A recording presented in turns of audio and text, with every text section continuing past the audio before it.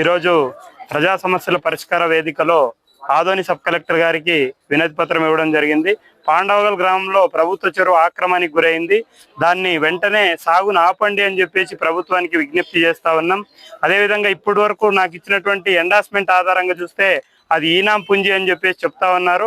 మరి ఈనాం పుంజి అయితే రీసర్వే జరిగింది. రీసర్వేలో అక్రమదారుల పేరే ఇప్పటికి వరకు ఉంది. మరి దాన్ని తొలగించడంలో అధికారులు, అదేవిధంగా రెవెన్యూ అధికారులు, రీసర్వే అధికారులు కూడా నిర్లక్ష్యం చేసినటువంటి పరిస్థితి ఉంది. ఈ 3 నెలల కాలంలో నేను అర్జీలు ఇస్తున్నప్పటికీ చెరువును పరిశీలన చేస్తామని చెప్పేసి అధికారులు చెప్పారు. కానీ ఇప్పటి వరకు ఆ చెరువు వంక రావట్లేదు. ఇప్పటికైనా ఆ చెరువు చూడడానికి, పరిశీలన చేయడానికి అధికారులు అయితే రావడం లేదు. ఇప్పటికైనా ఆ చెరువును పరిశీలన చేసి ఎవరైతే సాగు చేస్తా ఉన్నారో వాళ్ళపైన చట్టపరమైనటువంటి చర్యలు తీసుకోవాలని చెప్పి చెరువు సాధన కమిటీగా మేము విజ్ఞప్తి చేస్తా ఉన్నాం. నా పేరు తాహెర్ వలి, పెద్ద చెరువు సాధన కమిటీ. ఎన్నో ఏళ్ల నుండి సమస్య ఉంది. ఎన్నికల ప్రచార సందర్భంలో నాయకులు కూడా హామీ ఇచ్చారు సార్, మీకు ఖచ్చితంగా ఇది నెరవేరుస్తామని. ప్రస్తుతం ఏమంటుంది సార్ ఈ విషయం? దీన్ని నాయకులు ఏమాత్రం చెప్పినప్పటికీ కూడా అధికారులు తీసుకోవాల్సినటువంటి చర్యల్లోనే ఇది ఆగిపోయినటువంటి పరిస్థితి ఉంది.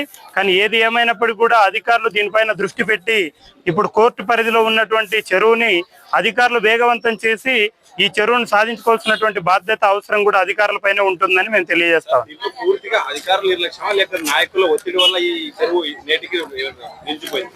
గతంలో రాజకీయ నాయకుల ఒత్తిడి వల్ల ఆగిపోయింది. ఇప్పుడు అధికారులు కూడా నిర్లక్ష్యం చేస్తున్నటువంటి పరిస్థితి ఉంది. వాయిదాలు ఎప్పుడు జరుగుతున్నాయో అది పూర్తి సమాచారం కూడా అధికారులతో లేదు అని చెప్పేసి చెప్తున్నటువంటి పరిస్థితి కూడా ఉన్నది.